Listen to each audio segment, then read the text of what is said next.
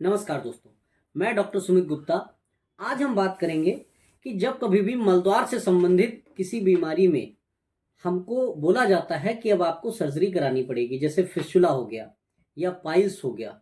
जब ये कहा जाता है, डॉक्टर बोलता है कि इसको दवाओं से ठीक कर पाना पॉसिबल नहीं होगा, आपको सर्जरी करानी पड़ेगी।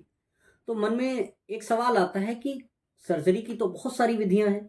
लेज़र है, मॉडर्न सर्जरी है, रबर बैंड की कुछ ऐसी सर्जरी हैं, या कह सकते हैं स्टेपलर वाली एक विधि है। तो कई सारी विधियां हैं, हम कह सकते हैं। क्षारसूत्र है, सबसे पुराने में क्षारसूत्र है। तो हमारे मन में ये सवाल आता है कि हमको क्या चूज करना चाहिए। तो इस सवाल का जवाब आप एक बार में ऐसे कह सकते हैं कि तुरंत नहीं लाया जा सकता। हम इस सवाल का जवाब तभी दे सकते हैं जब हमको कुछ फायदे और कुछ नुकसान पता हो। क्षार सूत्र बहुत प्राचीनतम विधि है और मलद्वार से संबंधित बीमारी, चाहे बवासीर हो, भगंदर हो या फिसर हो, ऐसी किसी बीमारी में बहुत ही उपयोगी है, सफलतम है। इसकी सफलता दर बहुत ज़्यादा है। कहने का मतलब, क्षारसूत्र विधि से जब भी कभी इलाज किया जाता है तो उसमें दोबारा होने के चांसेस, अगर किसी को भगंदर का ट्रीटमेंट क्षारसूत्र विधि से किया गया है तो दोबारा रिकरेंस के चांसेस जो होते हैं वो लगभग ना के बराबर होते हैं। मतलब इसकी एक्यूरेसी बहुत अच्छी होती है। हाँ, ये है कि ये क्षारसूत्र विधि करवानी किसी एक्सपर्ट डॉक्टर से चाहिए। ऐसा नहीं है कि आप कहीं पर भी इसको परफॉर्म करवा लें।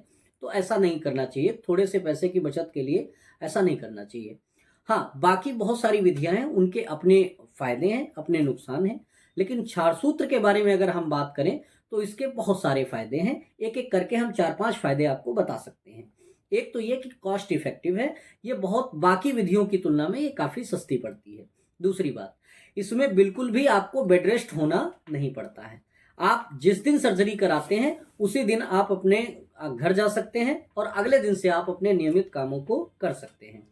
तीसरी बात, इसमें दर्द भी बहुत कम होता है, कह सकते हैं ना के बराबर होता है। ब्लड तो बिल्कुल नहीं निकलता, इसीलिए इसको ब्लडलेस सर्जरी कहा जाता है। तो ब्लड का बिल्कुल भी लॉस नहीं होता है।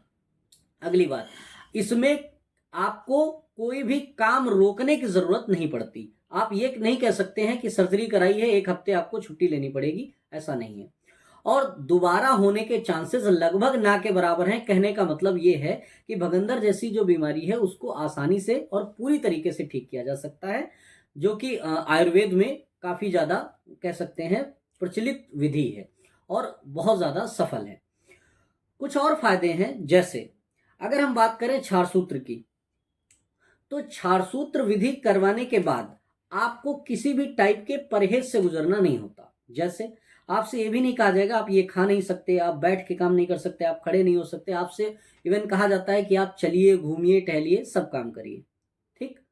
तो ऐसे भी कई फायदे हैं जिनके बारे में लोगों को पता नहीं है और बहुत ज्यादा कह सकते हैं सफल भी है।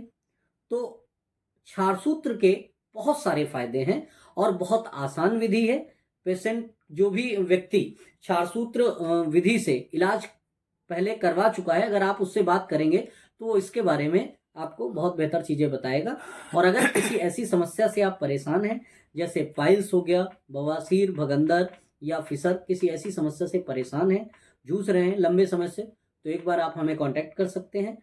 आप परामर्श ले सकते हैं या अपने नियर बाई डॉक्टर से कांटेक्ट कर सकते हैं बेहतर इलाज के लिए, क्षारसूत्र विधि अपनाने के लिए।